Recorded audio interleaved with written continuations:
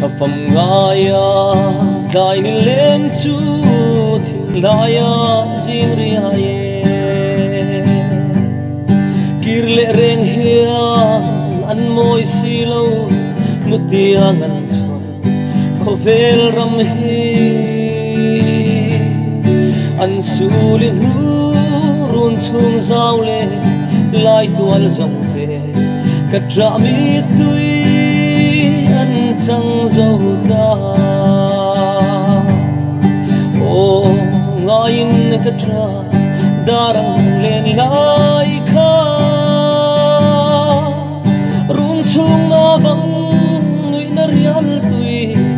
angadai e chung kim te a lim lai ni zong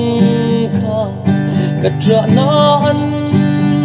chang zo ta e min don pui ve ang mo chin lai len ruan lung du te hian kapar moi ku vulai athia pial lei thua ria noya zal chu ton le ni re om don lo khovela hian ka trap kam rel ka don zo lo lal pasiam thar khopuya chuan an lenge lung du te vel ram re an ngai to lo zion lalpa ro pui fakin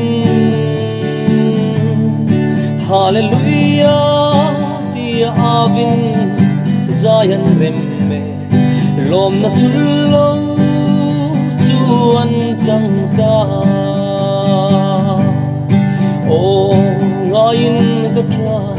darang len lai kha chung na vang nui na rial tui angadaye chung kim te a lim lai ni zong kha